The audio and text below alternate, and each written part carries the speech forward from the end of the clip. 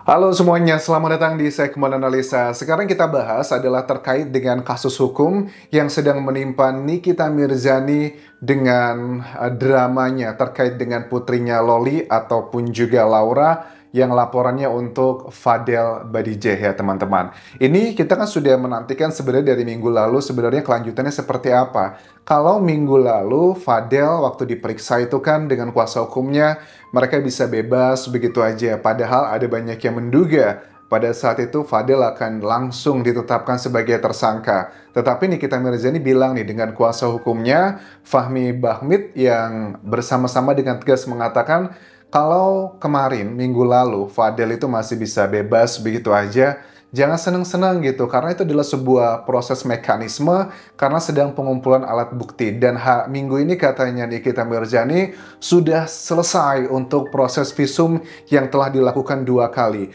Ada kabar baik yang disampaikan dari Fahmi Bahmid terkait hubungan antara Laura dengan Nikita Mirzani. Kesannya adalah Laura itu sudah dalam tanda kutip berdamai dengan ibunya. Ada satu statement yang disampaikan Laura ke salah satu petugas di tempat dia dijaga saat ini. Ada seorang ibu yang bilang bahwa ini disampaikan ke Fahmi Bahmid pada saat Nikita Mirzani juga menjenguk Laura terakhir kali.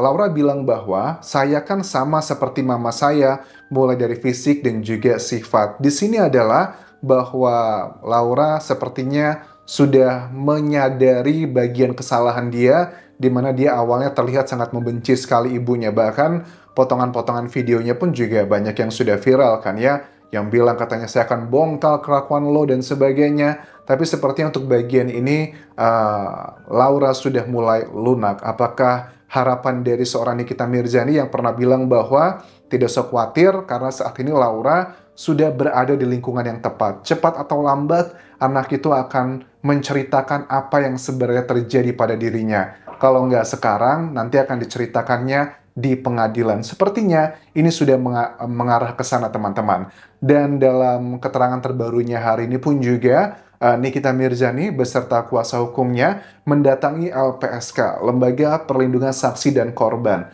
Tujuannya apa? Karena menurut Nikita Mirzani, yang dilaporkan ini adalah sosok yang cukup bermasalah menurut dia. Katanya keluarganya pernah terlibat kasus yang menghabisi orang lain lah, kemudian juga jejak digital pernah menjadi narapidana juga. Makanya yang dilaporkan minta bantuan LPSK bukan cuma untuk melindungi secara fisik dan juga mental ke Loli atau Laura, tapi juga ke 6 atau 7 saksi dalam peristiwa ini. Karena Nikita Mirzani bilang bahwa kalau para saksi itu kan nggak sekuat saya katanya. Kalau saya sih kuat-kuat aja gitu. Kami khawatir keamanan mereka karena si Rasman kan selalu bertanya-tanya di mana keberadaannya, terutama untuk Loli atau Laura.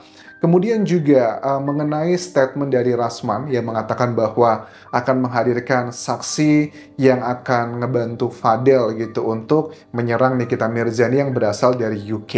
Ini siapa ya? Apakah sosok keluarga yang selama ini pernah dekat dengan Loli, pernah tinggal bareng juga? Dan reaksi Nikita Mirzani bilang bahwa ya dengan kata-kata yang cukup khasnya dia ya, dengan kata-kata yang menghina, tapi menghinanya Nikita Mirzani itu untuk sebagian orang kesannya kayak lucu gitu ya. Makanya banyak orang yang begitu apa ya menikmati drama ini dengan sebutan adalah itu gembel, nggak bisa beli tiket dia ke Indonesia katanya.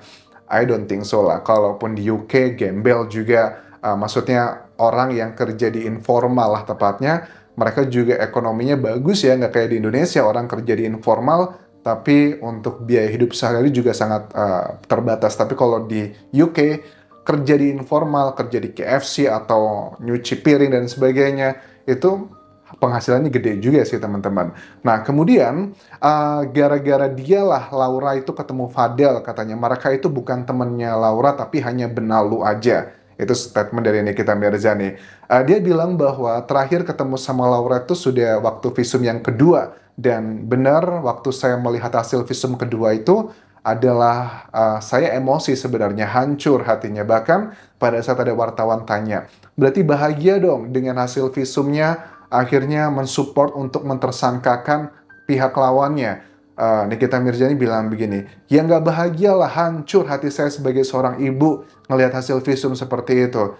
Wartawannya bilang, bukan gitu maksudnya. Paling nggak kan dengan data visum tersebut menguatkan bahwa tuduhan kamu itu benar. Nah, kita bilang bahwa sebenarnya tanpa hasil visum pun itu anak bisa dipenjarakan sebenarnya. Bahkan tunggu aja, gue mau ngerobohin rumahnya.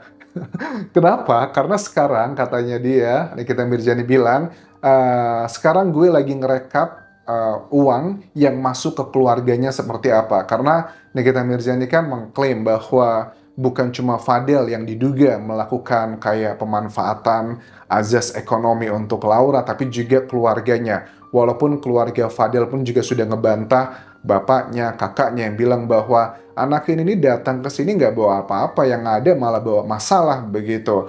Nah, kemudian minggu depan, kata Nikita Mirzani, bakal banyak yang seru, banyak yang kami kerjakan dalam diam ini, tiba-tiba nanti kalian tahu sendiri apa yang akan terjadi. Indikasinya adalah bahwa Fadel sepertinya akan segera ditetapkan sebagai tersangka dalam minggu ini atau minggu depan, karena sekarang kan Nikita Mirzani bilangnya akan pergi umroh, tapi dia juga tahu sekarang ada isu yang mau diserang balik terkait dengan kasus ini adalah terkait dengan isu penelantaran anak. Dari Rasman pun juga mengatakan bahwa harusnya Nikita Mirzani itu mengucapkan terima kasih kepada keluarganya Fadel, karena kalau bukan mereka yang menerima Loli pada saat dia tidak diterima lagi di rumahnya, itu harusnya bisa aneh-aneh, nanti bisa keselamatannya tidak terjaga. Tapi Nikita Mirzani bilang bahwa kalau ada yang nuduh saya, katanya saya itu menelantarkan anak, bilang ya, yang ngasuh dia dari dalam perut sampai gede itu siapa? Sebenarnya adalah konyol kalau dibilang Nikita Mirzani itu menelantarkan Loli ya, karena kalau kategori menelantarkan adalah dengan tidak memberikannya dia biaya untuk hidup, bagi aku nggak masuk akal. Bahkan pada saat momen terakhir terjadinya permasalahan ini pun, Loli pun disekolahkan ya SMA di luar negeri dengan biaya miliaran rupiah. Bahkan dengan utang yang dia miliki ke sejumlah orang, dugaannya adalah untuk membantu katanya keluarga Fadel dan sejenisnya. Nikita Mirzani pun secara diam-diam klaimnya ke media bahwa saya itu yang ngebantu ngebayarin utang-utangnya Loli selama dia tinggal di Indonesia. Tapi saya nggak bilang-bilang. Tapi akhirnya Nikita Mirzani sampai pada puncak kemarahannya pada saat dia mengetahui dugaannya Loli itu hamil, kemudian menghilangkan kandungannya yang menurut dia itu sudah sangat kelewatan dan luar biasa. Walaupun dia masih marah dengan Loli, tapi dia juga masih sayang dengan putrinya karena ada orang yang diduga memanfaatkan Loli dengan situasi yang dimiliki. Hubungan dia dengan ibunya lagi nggak baik-baik aja. Tapi ada orang yang masuk ke sini memanfaatkan kepopulerannya Loli, memanfaatkan fisiknya dia, dan dihabisin lah sama dugaannya adalah ke Fadel, orang yang dilaporkan dari Nikita Mirzani. Dan waktu Rasman, kata Nikita, bertanya-tanya terkait dengan siapa bapaknya gitu. Nikita bilang dengan bercanda, emangnya gue ngebelah diri gitu. Menurut aku, kenapa Rasman mengatakan hal tersebut, itu adalah kayak mau menyerang mental dari si Nikita Mirzani aja ya.